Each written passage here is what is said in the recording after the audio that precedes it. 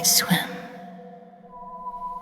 The community pool closed at 8 p.m. Everyone knew that the gates were locked, the lights turned off, and a security guard did rounds twice a night. But at midnight, the pool was always full. Ethan first noticed it during a bout of insomnia. His apartment overlooked the community center, and from his balcony he could see directly into the pool area. At 12:03 a.m. he glanced down and saw them. Swimmers, dozens of them moving through the water in perfect synchronized strokes, lap after lap, silent, graceful wrong. The pool lights were off, the water glowed with a pale greenish luminescence that came from nowhere. And the swimmers, even from 5 stories up, Ethan could tell something was off about them. They moved too smoothly, too uniformly, like they were being controlled by the same puppeteer. He watched for 20 minutes. They never stopped, never broke formation, just swam endless laps in the darkness. At 12:47 a.m., they all stopped at once. Every head turned, in perfect unison, to look up at Ethan's balcony. He stumbled backward, heart racing, when he looked again. The pool was dark, empty, the glow was gone. Ethan told himself it was a dream, insomnia-induced hallucination. But the next night at midnight, they were back.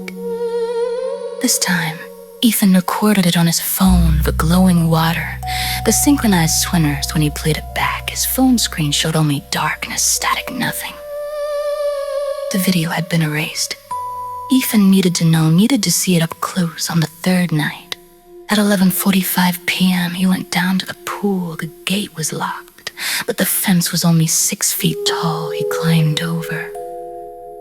The pool was dark, empty, the water perfectly still, reflecting the moon. Ethan waited. At 11:58, he heard footsteps, multiple sacks approaching from all directions. He ducked behind the pump house and watched.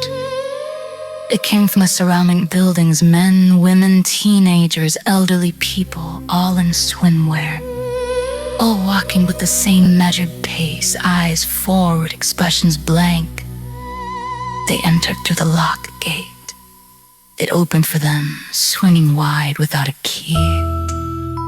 They walked to the pool's edge. At exactly midnight, they dove in. The water began to glow.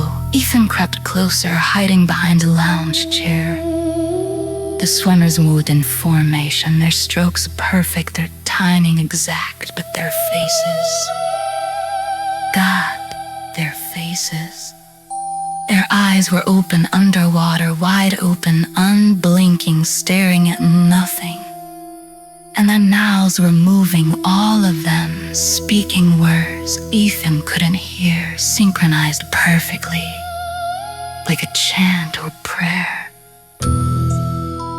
He pulled out his phone to record. Every head turned toward him. They stopped sweating, but stayed submerged, floating upright in the water. Faces just below the surface, all staring at Ethan with those wide, dead eyes. One of them surfaced, a woman. She rose from the water without making a ripple, standing on top of the pool as if it were solid ground. "You came to swim," she said. Her voice was flat and motionless. "The water has been calling you. That's why you couldn't sleep. That's why you watched. The water wants you." "I'm leaving," Ethan said, backing away. "The water doesn't let you leave. Not once it's called you. Not once you've seen a midnight swim." The other swimmers began to rise, all of them standing on the water's surface now, glowing with that sickly greenish light. "We all fought at first," the woman continued. "We all tried to resist, but the water is patient. The water is hungry, and the water always gets what it wants." Ethan ran. He sprinted for the fence, grabbed it, started to climb. Something cold and wet wrapped around his ankle. He looked down, a hand dripping the skin waterlogged and pruned. It pulled him down, down, down. Ethan kicked free and fell over the fence, scraping his arms, hitting the pavement hard. He scrambled to his feet and ran back to his building, not looking back. In his apartment, he locked the door, locked the windows, covered them with blankets so he couldn't see the pool, but he could hear it. A voice calling from 5 stories below, soft, persistent, inviting. Come swim. The water is perfect. The water is forever. Come swim with us. Ethan tried to ignore it, wore headphones, played music. But the voice came through anyway, underneath everything, constant and patient. Come swim.